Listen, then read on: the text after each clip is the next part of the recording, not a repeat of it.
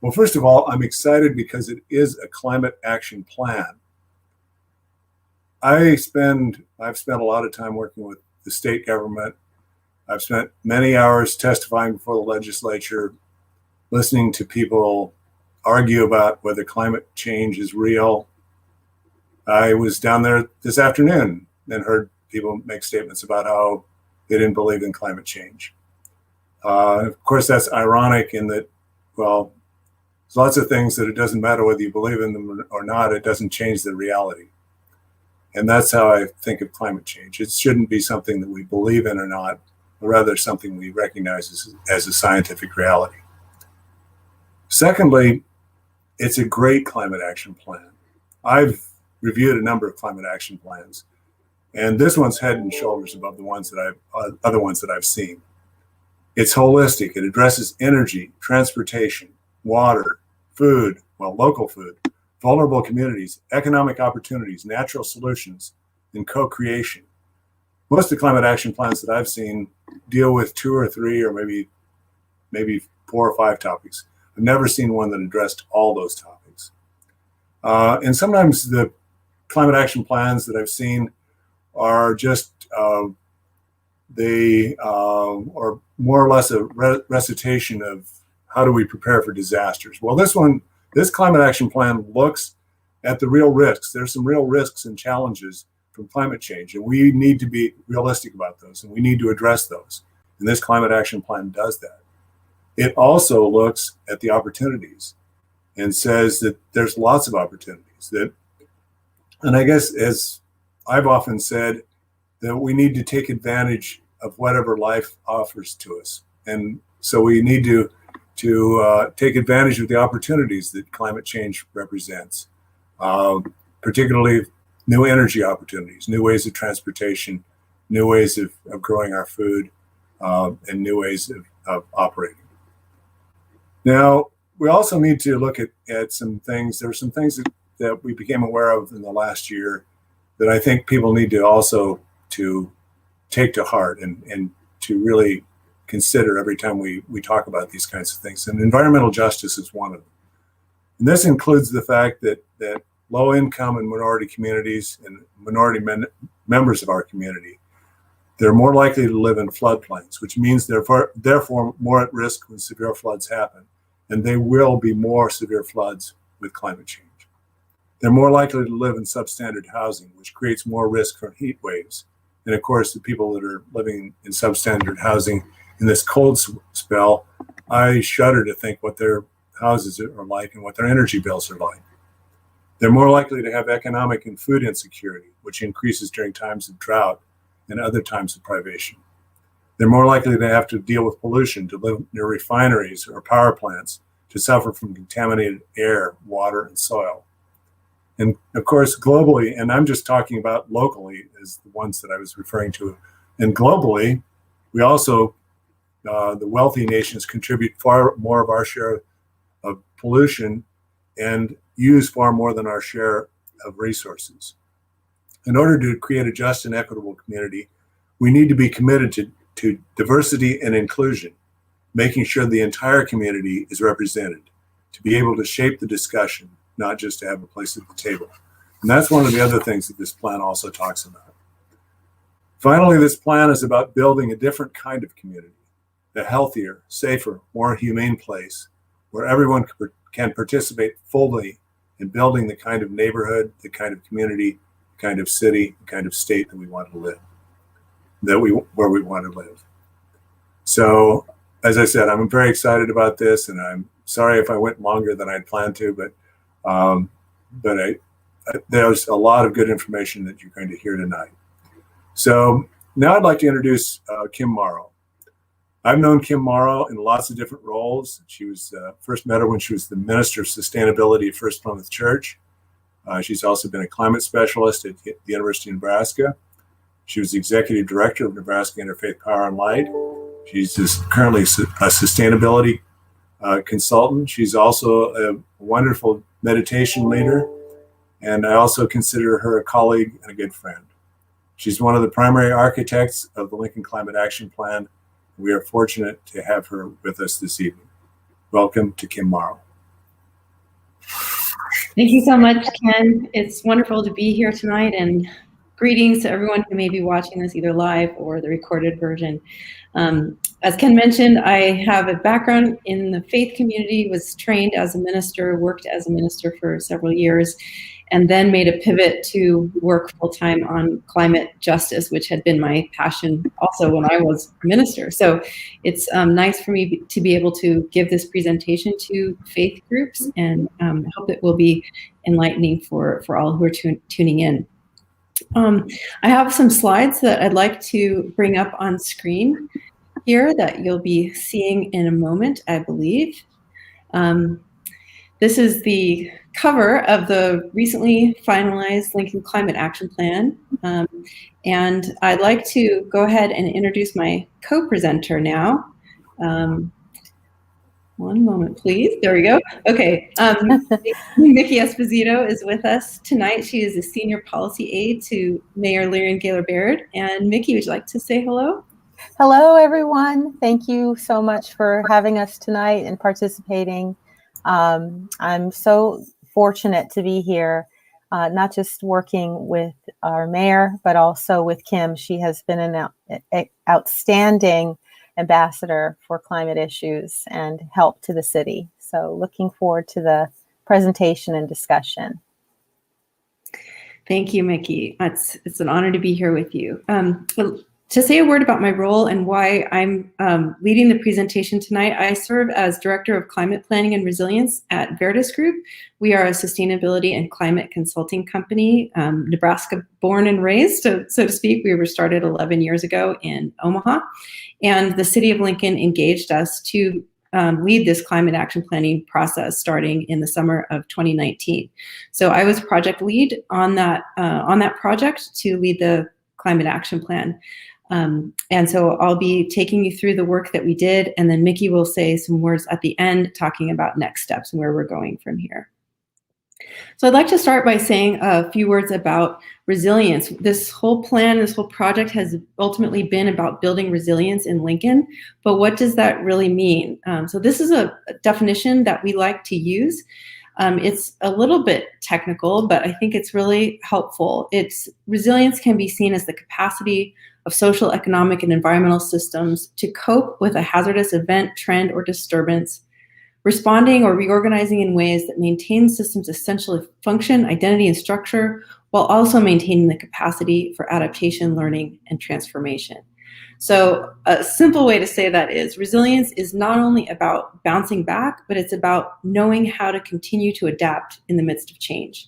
And that's the kind of situation that we're in with climate change. We know that we're going to have to bounce back from extreme weather events when they happen, but more so even than that is we need to develop the capacity to continue to respond to unexpected events. And as we have seen over the last year, as we've seen today on a day when our entire region experienced historic cold weather and historic demand on our electricity grid. And we've had a pandemic, we've had political instability, we've had a lot of things that have caught us by surprise and that we've had to learn to respond to. So understanding how to become more resilient to all of these things is a way to make our community stronger and more resilient for the future. So the Climate Action Plan came about from an understanding of the need to significantly reduce Lincoln's greenhouse gas emissions and to slow the pace of climate change. It's a vision for what the city of Lincoln could become over the next 30 years. And it's a vision of wonderful things. It's a vision of a city that's thriving with healthy local businesses and verdant greenways. And it's a city that uses ordinary and innovative measures to reduce greenhouse gas emissions. And a city also that is inclusive, welcoming, and fair. Because we know, as Ken said in his introduction, that the time is now for us to understand how historic inequities combine with the impacts of climate change to make our communities, to ensure that we make our communities equitable and fair, and know that each person in our community has the same opportunities and rights to health and safety.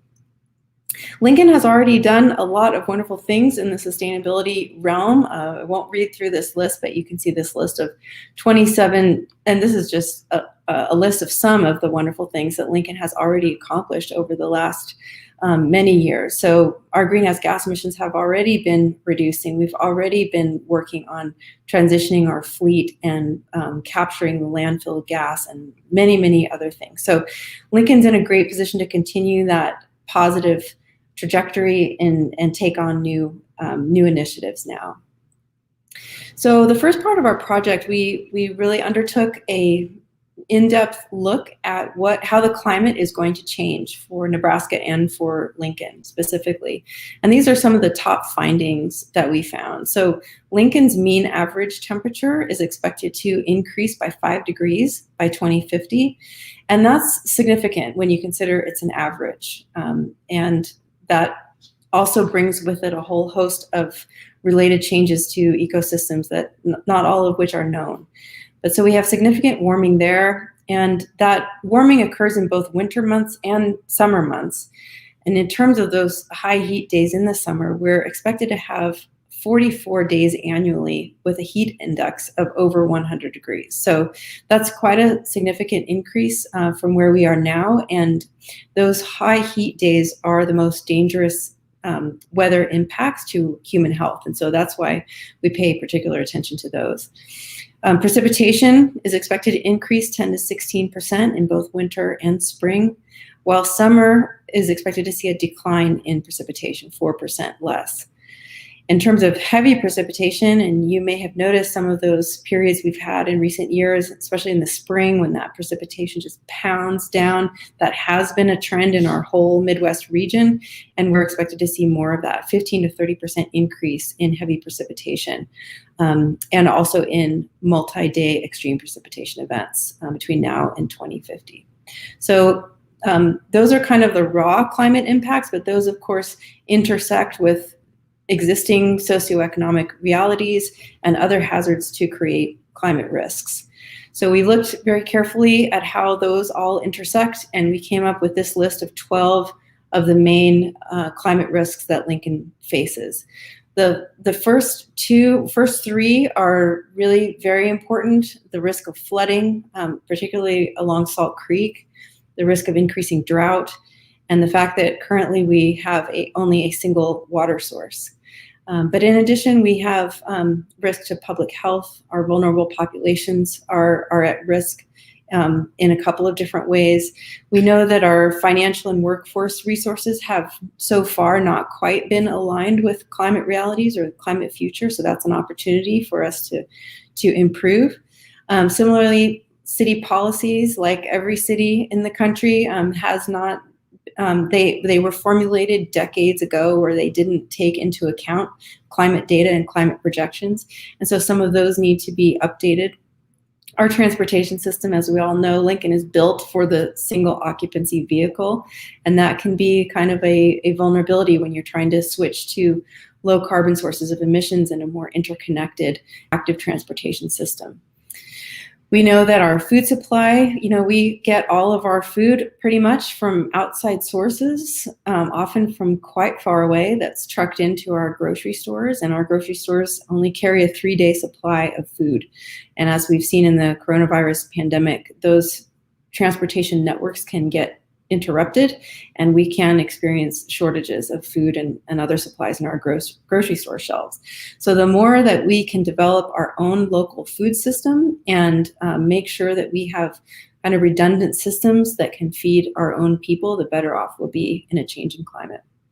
Our natural resources are also vulnerable, and public awareness means that while a lot of people do care about climate change and they're tracking on all of this, a lot of people still are not. And so there's work for us to do to make sure all Lincoln residents are on the same page. We've learned a lot from the coronavirus pandemic that I think can really inform our approach to climate change. We've learned that sudden shocks to the system can have enormous consequences. We've learned that disasters can have cascading effects, that interruptions to food supply is real, as I mentioned, that vulnerable populations will be hit the hardest. But we know that it is possible to reduce emissions, and we also know that crises bring unexpected benefits. At the same time, they bring serious consequences. We've also learned that social capital matters, and that means that the way we rely on each other and trust each other, stay in touch with each other, do favors for our neighbors and so on, that really matters. Those strengths between people who live in a community are actually ultimately what make a community the most resilient. There's been some really interesting studies done that show that they compared wealthy communities to non-wealthy communities on a global context, and they found that after natural disasters, it was those communities who had a high degree of social capital who did the best, even if they were less wealthy than other societies. The ones that had less social capital struggled more. So we have great social capital in Lincoln already, I think, and the more we can be intentional about building up those bonds, the more resilient we can become. We took an intentional approach to building diversity, equity, and inclusion into this climate action plan. That's because we know that climate impacts will affect vulnerable populations the hardest. And we know that there's a serious need to look at issues of racism and poverty and discrimination, immigration status, and so on when it comes to developing our policies and looking at how we interact as a community and how we want to go forward. The environmental justice movement has been looking at these issues for decades, and it's becoming more and more of an important issue as our country has increased its ability to talk about race and equity. And so we want to ensure that we are having those conversations here in Lincoln too, and that we are including all people as much as we can in the development of regulations and policies going forward. So we looked at how climate impacts intersect with socioeconomic trends as a way to better understand the climate risks that Lincoln is likely to face. So we looked at these some of these following socioeconomic trends. We looked at poverty, for example, and we know that from the 2019 Lincoln Vital Signs Report, we know that approximately 30% of Lincoln households are in or near poverty. And 7 of our census tracts are actually characterized as being in extreme poverty. So we want to make sure we know where those neighborhoods are and how they may intersect with climate risks. We looked at disproportionality because poverty rates are not evenly distributed across racial categories. We know that the Black population has a poverty rate more than twice as high as the white population, even though whites make up the majority of Lincoln's population. And those six of those 7 neighborhoods that are in extreme poverty have a higher percentage of racial and ethnic minorities compared to Lincoln overall. We looked at how Lincoln's population is aging because of the baby boomer population. So by 2050, the number of Nebraskans over age 65 will more than double, and that will have some consequences to the way our community functions. And so we wanted to make sure to look at that. We looked at immigration. Lincoln residents come from all over the world. They come from Iraq, Vietnam, Mexico, Burma, and Sudan, just to name the top 5. And we want to make sure that we can communicate in the languages that Lincoln residents speak, like Spanish, Arabic, Kurdish, Vietnamese, and Karen, among others. So we want to make sure that outreach efforts to those populations are done in their own language wherever possible. Automation is another interesting trend that's changing. This has to do with jobs becoming automated due to increasing use of robotics. It's projected that by the mid-2030s, as many as 50% of jobs in transportation, 45% in manufacturing, and nearly 40% in construction could be replaced by automation, with an average of about 30% being replaced across all sectors. So, and those impacts will not be distributed equally. Those with low educational attainment levels will be the hardest hit. And so we expect that this will be a reality that Lincoln residents will see and experience as well, especially in those lower wage jobs, could be increasingly replaced with automation. And that, of course, has immediate economic impacts on our community. So we want to make sure we're looking at the long view on that trend. We also looked at climate migration. This is an issue that is expected to have increasing importance across the United States in coming decades as people will be forced to move, especially people on the coast due to sea level rise. But also it could affect people in the Southwest and other parts of the US who might experience extreme heat and drought. And it's possible that Lincoln may receive new arrivals from other parts of the country and other parts of the world who may be drawn to our city for its good quality of life, like I was drawn here almost 11 years ago for our good quality of life, and I'm sure several of you were too.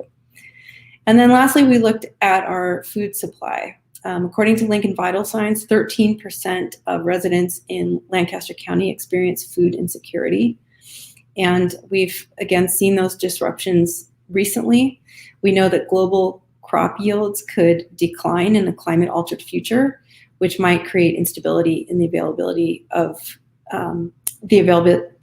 and pricing of groceries locally. So we want to make sure we're building those resilient food supplies. This is a map that shows an indication of the energy burden across Lincoln. These are census tracts that are colored according to poverty level, and the colors were arrived at by looking at the median energy cost in these neighborhoods divided by the median income for these properties. These are not census tracts, excuse me. They were just looking at properties sort of extrapolated out to a little bit larger. But you can see what it shows is the dark red is showing you the neighborhoods in which people are paying a higher percentage of their income on energy. So that's important for us to look at, especially on days like this when people are needing to use a lot of energy to stay warm. And then the converse, of course, in the summer when we need to use a lot of energy to stay cool.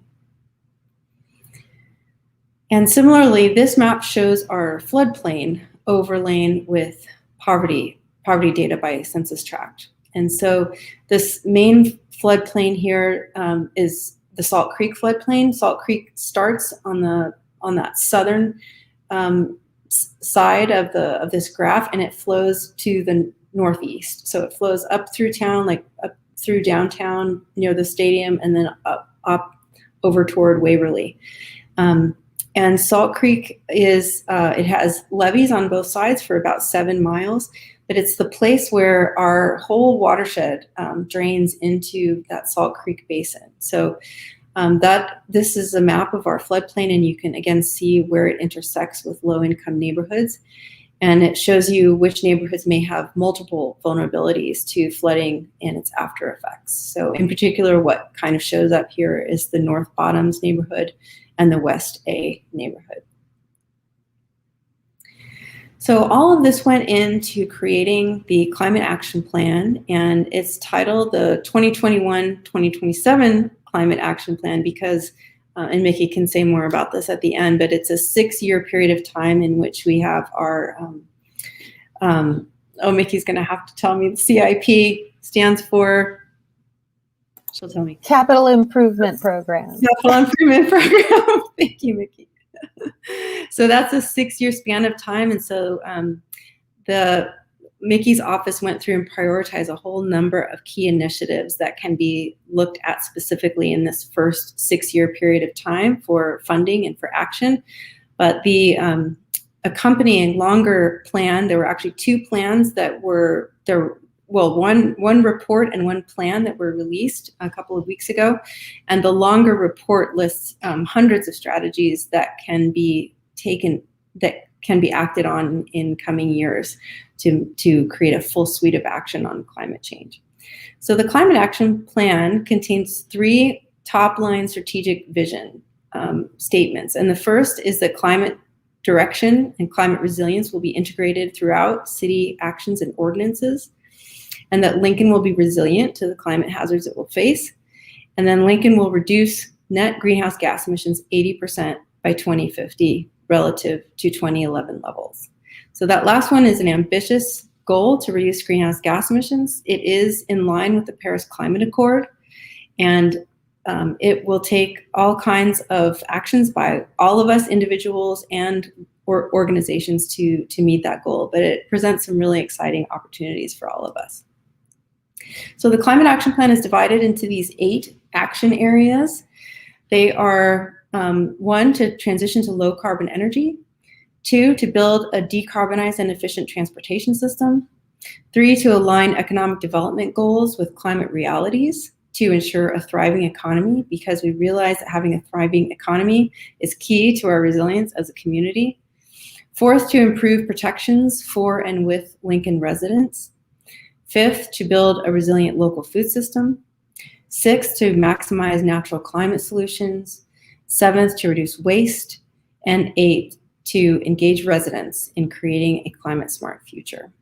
So I'll walk you through a couple of examples from each of those 8 sections now, and let you know some of the ideas we were thinking. So first is transition to low carbon energy. And so under this category, we'd like to adopt the 2018 International Energy Conservation Code, which is a national standard, and it allows anyone. It's been approved by the Nebraska State Legislature, and it includes a lot of energy conservation measures. So that will help conserve a lot of energy.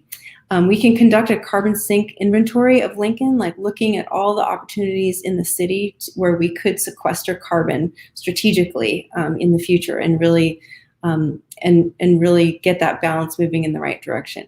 If you notice, by the way, our greenhouse gas reduction goal is a net reduction in emissions, and it's written that way so that we can both reduce emissions straight away from transportation or electricity, but also to sequester emissions. So that would be on the other side of the balance sheet, but each way would lead to a net reduction in emissions.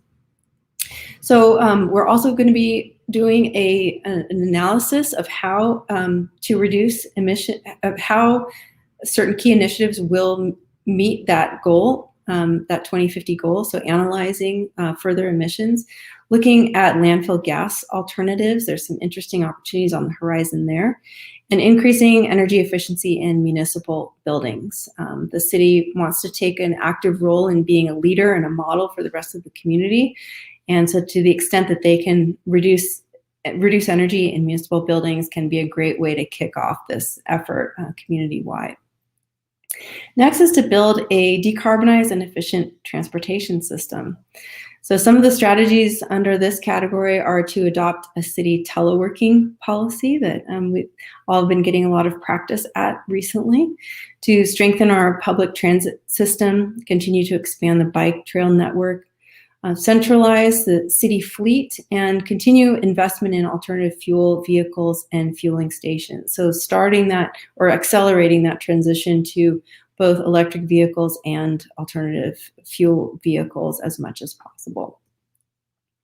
The next is to align economic development goals with climate realities. And some of the strategies here are to invest in renewable sources of energy, investigate the use of climate resilience bonds. These are a financial tool that could be a bond, like we have a stormwater bond that creates a financial a tool that can be used to pay for expensive infrastructure bonds or community efforts that might be needed to increase our community resilience. Another thing we can do is to continue efforts to develop a transit service between Lincoln and Omaha to build a stronger workforce and to also promote tourism. There's so many thousands of people who commute between the two cities each day. And if we could have an electric shuttle bus that went back and forth between the two cities in a zero emissions way, it would be a wonderful benefit. The next is that we want to improve protections for and with Lincoln residents. And that's about making sure that we're ensuring a good quality of life for everyone who lives in Lincoln. One of the most important things is for the city to secure a second source of water. The city has already been talking about this for years, very much aware that this is an area that they need to move on, and those conversations are continuing and getting more attention. There was an interesting and very important study done recently by the engineering firm Olson. It's called the Salt Creek Resiliency Study, and they looked at they looked at climate change projections and how they will affect water levels in Salt Creek and what the flooding potential may be in a climate-altered future. And so that study makes several recommendations that can reduce flood risk for Lincoln residents who live nearby. So to implement those recommendations, and then to make sure that our vulnerable neighborhoods are prioritized in emergency management plans, and just make sure that all of our systems are working together in a worst case scenario. Next, building a resilient food system. We want to do some brownfield site assessments on vacant lots to investigate their potential for urban agriculture. Want to continue to support community gardens. We have a wonderful community gardening program here in Lincoln already, and to also promote the expansion of pollinator habitat. And there's several others, and there's a lot of wonderful energy around this right now. I think it really unleashes our creativity here in Lincoln, and being such an ag-centered state, a lot of people care deeply about this, and there's tremendous potential in this area. So that's exciting. And next, we want to maximize natural climate solutions. And this is all about the ways in which we can support our currently existing natural systems to make sure that they're protected, but also to make sure they're working with us and for us as the climate continues to change. So to continue to support prairie restoration and protection of natural resources, prairies do sequester carbon. They also can, if they're near a waterway, they can slow down flooding. So when we have those extreme precipitation events, it's really helpful to have these natural areas with also soil health is so important for slowing down those floodwaters. So looking into all the different ways we can make sure that our natural systems are working alongside us. The 2 for Trees program is something that can continue, and of course our urban tree canopy is an important source of both shade and increasing, aesthetic value and even property values, but it's also a carbon sink. It sequesters carbon, and that can help us meet our goals. And then continue to support native plantings on municipal and other development projects. Next is to reduce waste. The solid waste plan is in the process now of being updated. So the hope is that will be updated in accordance with the recommendations of the Climate Action Plan. The city has been doing periodic waste characterization studies where they have a company that goes out to the landfill and actually combs through a subset of waste and analyzes precisely what's in it.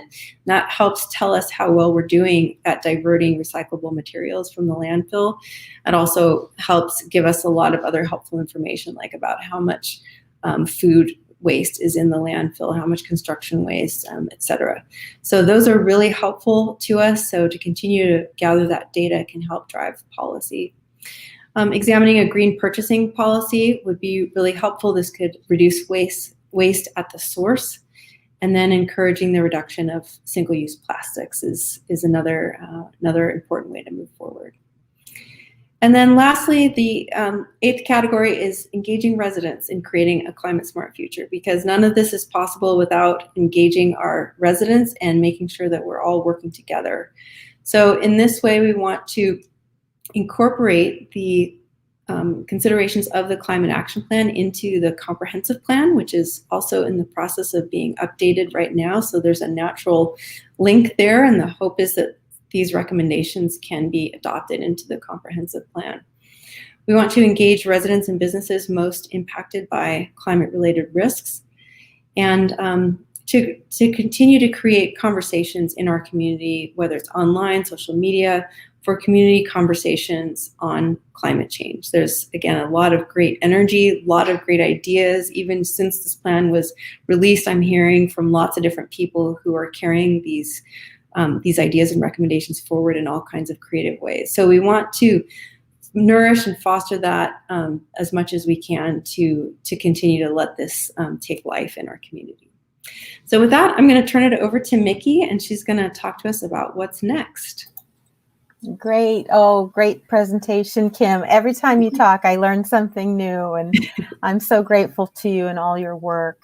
I'll just tell you when to push the slide forward, if that's okay. But a little bit about process and next steps.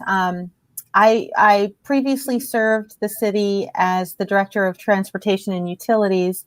I went away for a year, and in the beginning of November, came back to serve in this role to lead Resilient Lincoln, which is Mayor's initiative for climate change and taking climate action. And the benefit of coming in November was that I got to be the beneficiary of all of Kim's work. So, but my whole focus right now at this moment is getting this plan adopted by the City Council. We plan to bring forward to the City Council this 6-year plan, as well as the 2050 vision. So they're sort of sister documents that work together. Bring that forward to City Council in the middle of March. Tomorrow actually is our hearing before our Planning Commission, and they will be the first public body to be hearing from us on this plan. And again, we went through a process in November and December and January to take a hard look at what we could prioritize and get moving on right away. As you probably know, with respect to the city, while we adopt long-range visions, we have to sort of program projects within kind of 6-year timeframes. And so that's what the city staff did. It took a look at all of the initiatives that were outlined in the long-term vision, the 2050 plan, and really sought to prioritize those key initiatives that we could really hit the ground running with in the next 6 years. In addition to that, while we were going through the prioritization process, we were also doing some robust community engagement so that we could make sure people were informed and educated about what we were trying to do, and before we brought that forward to Planning Commission and City Council. So again, Planning Commission is tomorrow, City Council is next month in the middle of March. And our hope is that in April, actually April 22nd, Earth Day to be precise, we really want to kick off implementation of our plan. Okay, next slide. So Kim talked a lot about the importance of co-creating this plan with the community, and the importance of public involvement and public engagement. And whenever I'm fostering or cultivating a democratic process, like trying to, bring forward legislation, which is what we're doing before the City Council, it's very important to have public sentiment around that piece of legislation, because public sentiment really shapes public policy, and public policy shapes public funding and the prioritization of projects, which ultimately, when you deploy projects, that again shapes public sentiment. So democracy is very circular, and I like to share this with people because the city of Lincoln has a real history and tradition of engaging its public for the purpose of providing information to taxpayers who are making investments in public projects. And so this one, we wanted to make sure that we were doing a lot of engagement and outreach. And that actually began in 2019 when Kim was taking on the project in the beginning. So she had formed a climate resiliency task force with 40 plus people, a task force that was invited by the mayor to participate in shaping this plan. And as you can see, not only do we have 7 real areas to work on, we also included that 8th area to continue to engage the public and reach people, even in languages that they speak. Okay. So this is really hard to read, and I apologize, it's so small, but what was amazing about that process that began in 2019 with Kim was there were over 600 ideas generated from the community and from the process. The draft plan that was released in October, the end of October of 2020, actually incorporated 365 of those ideas for meeting the 80 by 50 vision.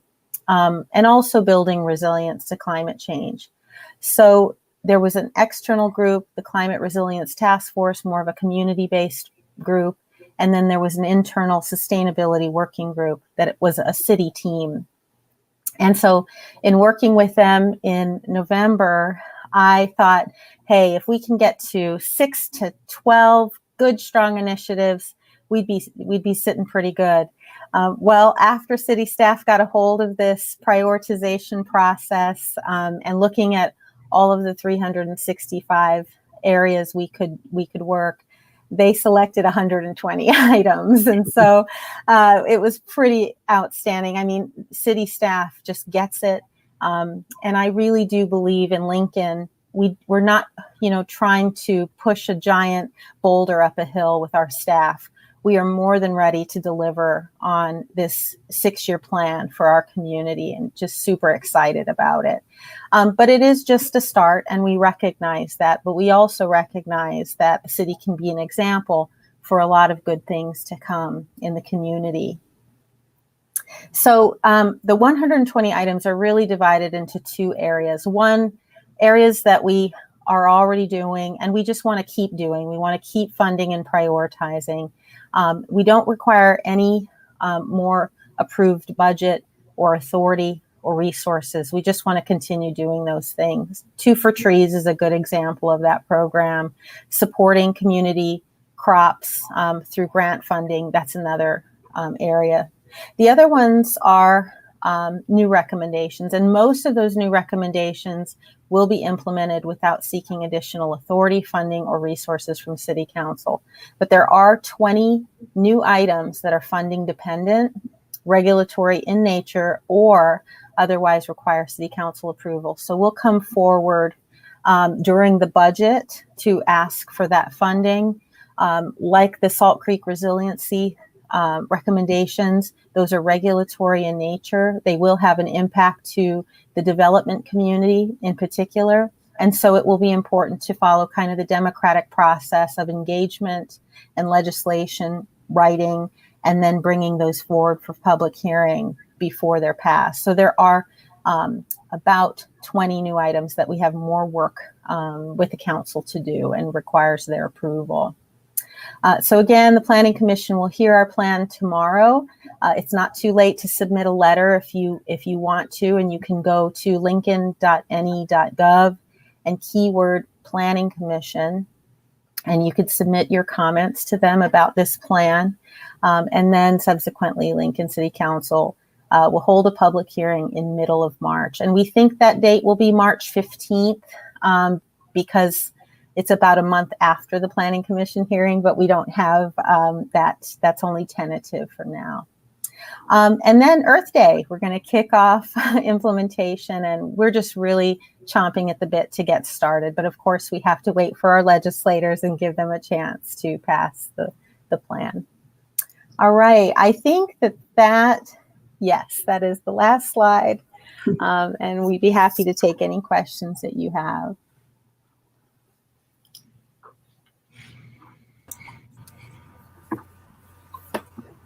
Hello. Well, I'm back, and I guess I'm going to ask some questions. Well, I don't think I oversold this. I think I agree with Mickey. Every time I see this, it's like I learn new stuff, and I've been around this a while. So I'm very impressed. Well, there's been a bunch of questions, so I'm going to run through some questions here, and I'm going to try to. Well, I guess what I'd like to do is give people a chance to try to go through as many questions as we can, but I'd like to make sure we have a hard stop, say by 8:15. Is that going to be okay for everybody? Is that going to work? I mean, I don't want to keep people longer than. Okay. That works for me. Okay. Well, the first question that I had was the remark that Kim made about financial and workforce resources have yet to align with climate realities, and further opportunities are available, but so far they haven't been able to align with those realities. And so the questioner wants to know, how do we make those realities align? That's a great question. What we write about in the plan is that there's a great opportunity to look at things that we already do well and things that we could do better, and the resources that we have here in Lincoln and Nebraska. Thinking, for example, of the research that the university is doing. And coincidentally, if you read, there's an article in today's Journal Star, Dr. Ronnie Green gave a talk yesterday where he outlined the university's 7 key opportunities or key strategic areas of research. And climate change is one of them, along with a couple other areas that really pertain to this plan. So there's UNL is an incredible resource, and there's a lot of research going on there. There's research going on having to do with alternative energy and climate resilience, and of course food systems and food security. And so the more that we could, as economic development efforts are going on in Lincoln, and we're always talking about workforce development, and we're always talking about nurturing entrepreneurs and growing more businesses, and we're getting businesses to relocate here. What if we were more intentionally connecting all of these dots so that we're putting our startup resources, for example, or entrepreneurial resources into these same kinds of research avenues that are going to lead to new businesses that will align with the climate of the future. And it's not just for entrepreneurs too. It also pertains to like the vocational side of things. We need more technicians to work on windmill turbines, EVs. We need more energy HVAC technicians who can help all of these buildings to reduce their energy consumption. And so Southeast Community College, for example, they were part of the Climate Resiliency Task Force, and they're super excited about these opportunities because they're already training their students in some of these areas, and they would love to have a more, consolidated effort that creates a pipeline to the future. And the opportunities just, abound from there. There's many more, but that's basically the idea. Get everyone swimming in the same direction, not put a lot of energies into things that we don't think are going to do well economically because of the climate risks of the future, but on the contrary, put our energy into the resources that we uniquely have here in Lincoln and run with them. Yeah, and I might add too, Ken, I'm sorry, I wanted to just call out 3 areas of focus in the plan so people can connect, what was in the vision to what will be reality in Lincoln. And one is we already, we're targeting an initiative working with UNL students to build an energy efficient home or rehab a home. So that's a partnership that exists and that we'll be working with UNL students on. The second is in local food systems. The city is actually going to be standing up a pilot of donating land for an entrepreneurial commercial agriculture program and partnering with community crops to get people, young people, new people to the country, new immigrants, people who want to be in an ag producer of some kind but don't have resources to do that. The city is wanting to stand up that entrepreneurial program that's been targeted in the plan. And the third area is really, it's another initiative of mayors. It's called Lincoln Forward, led by Kate Bowles. And she's actually incorporating into the American Jobs Center.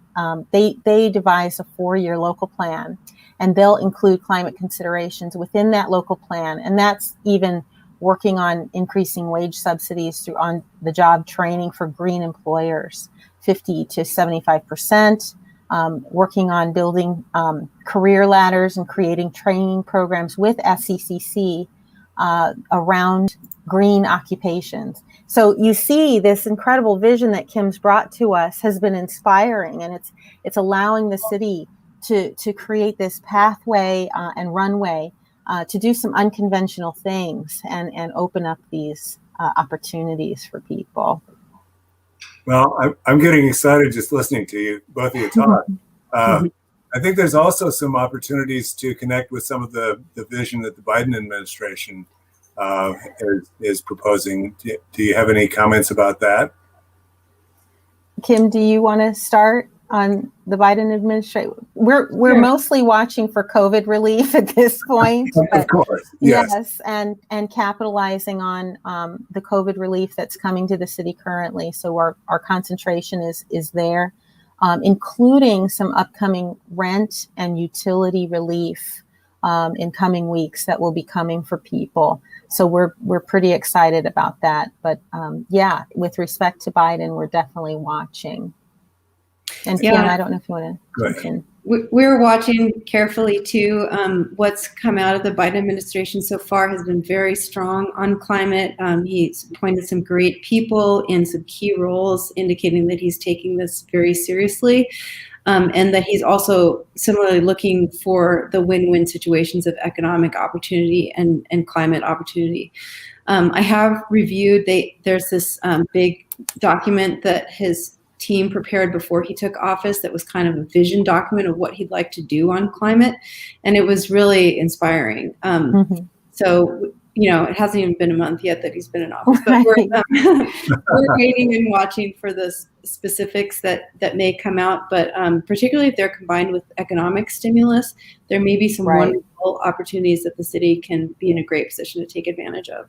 Yeah, with our fleet conversions and our transitioning our municipal buildings, we're hoping for grant opportunities. We're excited about the Paris Climate Accord, just getting that going again. And we're excited about some of the pragmatic messaging coming from his administration involved around procurement policies. These are paperwork changes that municipalities, states, federal government can make. We can buy wisely. We can purchase things that have low waste and be cognizant of what we're buying as a customer and a consumer of goods, but also conversion of our own operations to sustainable practices.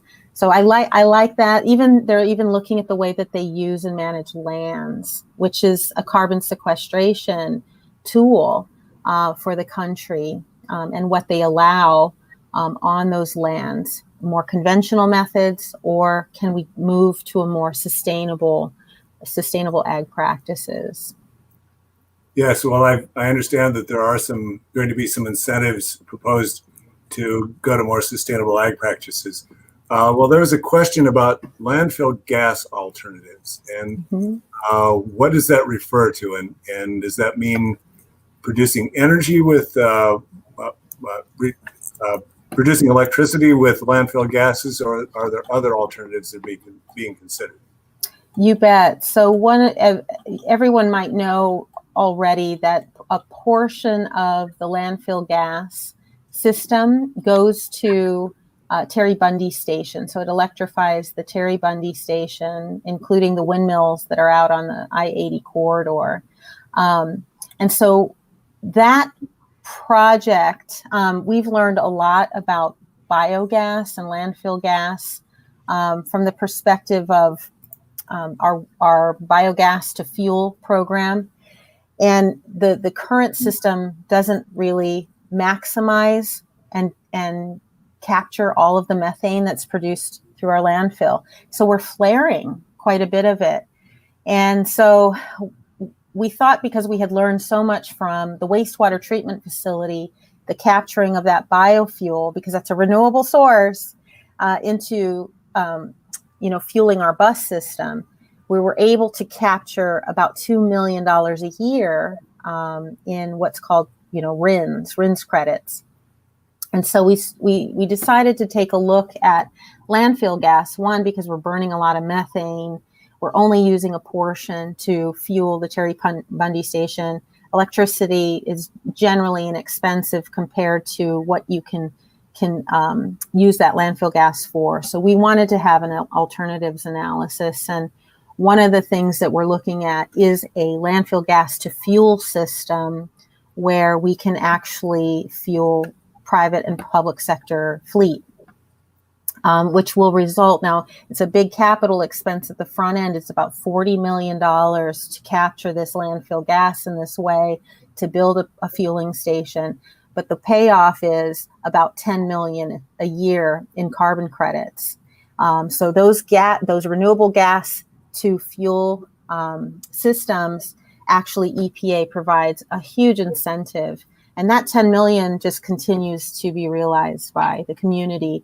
So it can offset rates, it can go into capital construction, and help our community even more, even landfill expansion if needed at a certain period.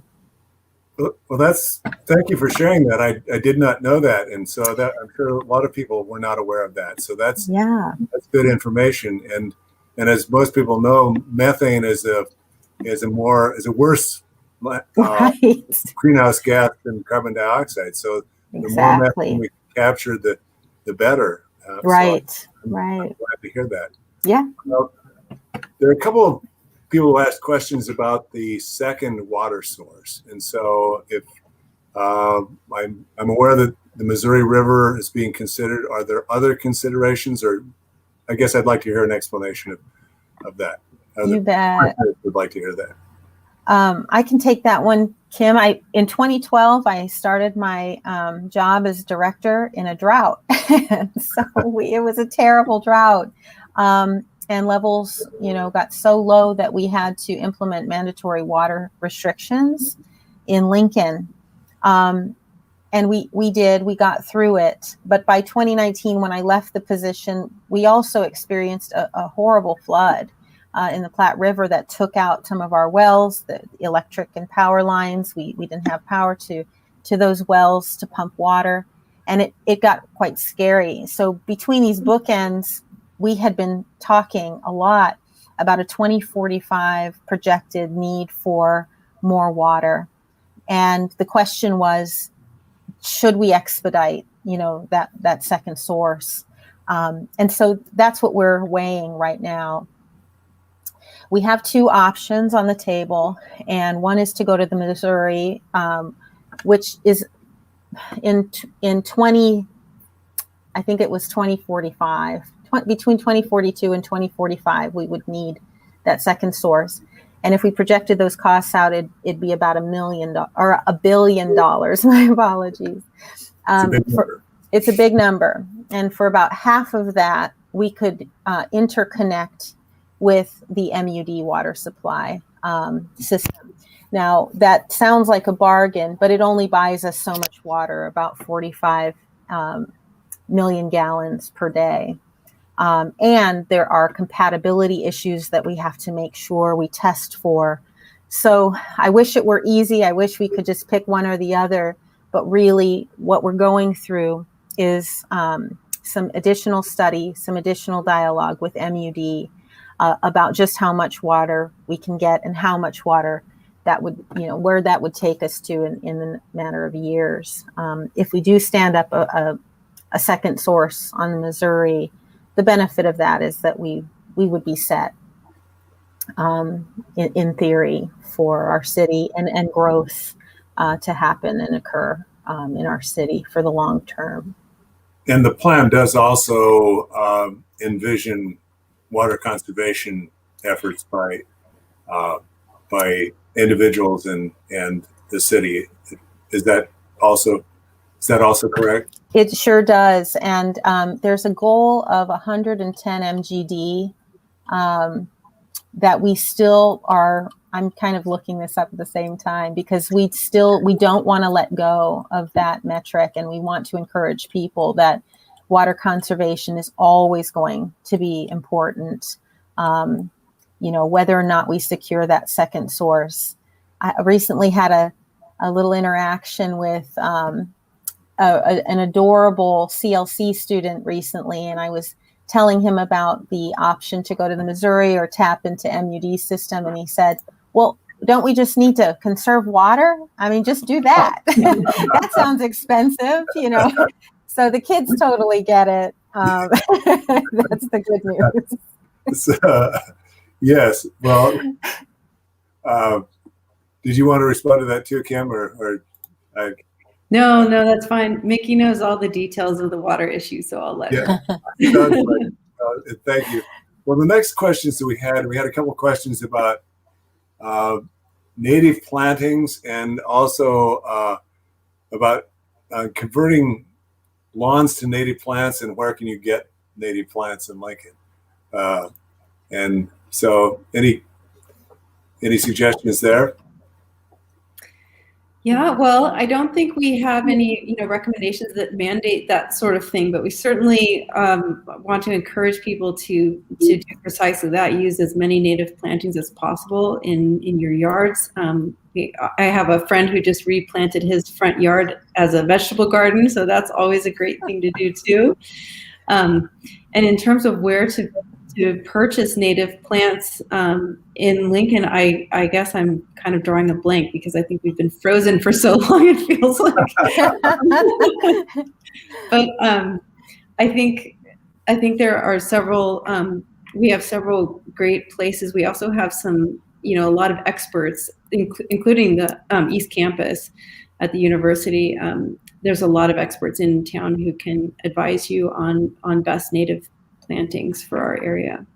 Yeah, that's great advice. And, as a city, we've been trying to use more native plantings on our public projects when we do landscaping, for example, in roundabouts or, using buffalo grass or, getting away from sort of these very, overly manicured areas, but rather letting things naturally grow.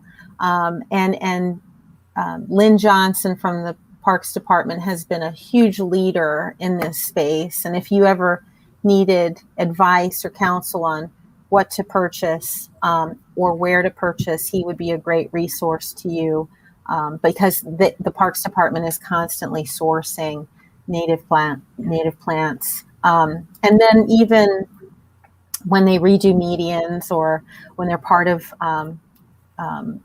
refurbishing parks, they really try to increase native plantings. They've had a big push for pollinators, support of pollinators and birds and bird habitat. But it's interesting. The best thing that people can do is tolerate that kind of thing and that transition. We get a lot of complaints from people about the weeds being so long, so tall in parks. And really, when these are actually not weeds, they are native to Nebraska and very drought tolerant and not only conserve water, but hold water back. So we're really trying as a city to educate and inform people about that this is a really good thing. Sounds good. Well, I also know there some people freak out when their neighbors start digging up their yard and planting vegetables in the front yard. Yeah. So, and I think we all are good friends with Tim Renna, and he's an apostle for that kind of thing. Right. So. I think they've done some amendments to the weed authority regulations as well to make more room for native grasses, plants, and including vegetable gardens. Well, that sounds good. There's a question about, I'm trying to relate it in the appropriate way, but how does the plan address things related to diseases and vectors and things like that might be impacted by climate change? Yeah, thanks for that question. We haven't talked that much about public health yet, and of course, it's on all of our minds so much these days. So some of the things that we discussed in the climate action plan was increasing poor air quality due to increased ozone layers or increased ozone in the atmosphere due to warming temperatures. Also, there is, the potential risk of decreasing air quality from all the Western wildfires that are that are increasingly happening. And even though we're pretty far away, that as we saw this past summer, we had smoke from Canada that was showing up here and affecting our air quality. I mentioned that extreme heat is probably the most important area of concern. That affects anyone who works outdoors, whether it's, a mail carrier, also affects athletes, affects construction crews. So those are all important issues. And then in terms of disease vectors, the way the climate is changing is increasing the risk of insect-borne diseases. So like West Nile virus and Lyme disease, right? Lyme disease are both increasing in our area. And so mostly it's an aspect of monitoring, making sure we have the right data and we're monitoring data appropriately so we can warn people when necessary. But I think also this experience of going through the pandemic, and Mickey can say more about this because she's been at Ground Zero working with the city's response and communications on public health. But I'm sure that this experience has just strengthened the city's ability to communicate with our public around health issues and probably monitoring going forward. So I'm sure we'll be able to build on those strengths. That's a great point, Kim. And of course, unfortunately, some people have not paid attention to the science there either. And I don't want to go down that path right at the moment, but it is a concern. Yeah. There's a question about the fact that their current solar policy, that there's a limitation on the amount of solar that can be installed on commercial buildings, and the questioner wants to know how this can be addressed, and once goes on to note that buildings produce 39% of carbon emissions, and so he's suggesting the plan should both address both retrofit and new buildings, the front end design aspect of this. Any comments on that? I'll let Kim speak to the rules that currently exist, but for the city's plan, we are looking aggressively at renewable sources of energy for city retrofitting and also new construction, like the Central Library. It makes total sense to emplace solar panels on a roof to electrify the Central Library. So that's really exciting. We do want to market and participate in the Sun Shares and Community Solar Program that is LES led, and encourage people to take part in it. So there's some elements like that. And then we'll continue incentives through ESCOs, PACE, which is a financing tool for development projects that are where the city is a partner, like TIF projects. We can use TIF. We can use loans through PACE and ESCOs in order to incentivize developers to take those steps on commercial buildings, industrial buildings, or residential complexes. So there's a bit in the plan, but from a rules standpoint, I'm not super familiar with the restrictions.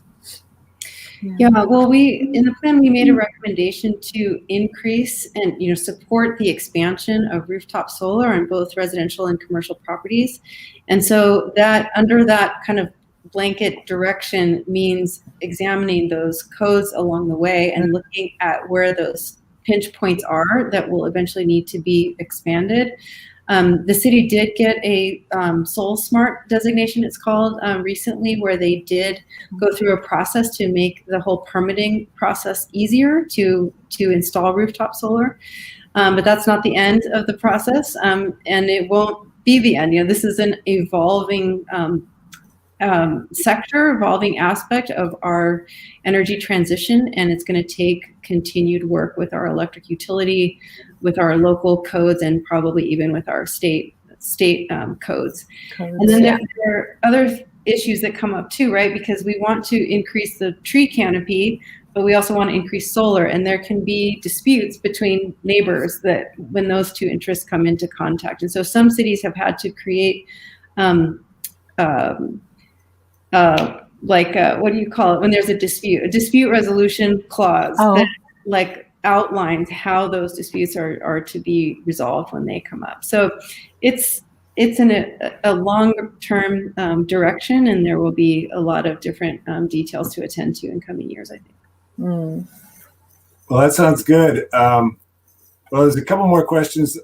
There's one that I think is a fairly quick question. Is there support available for homeowners who are interested in installing EV charging stations?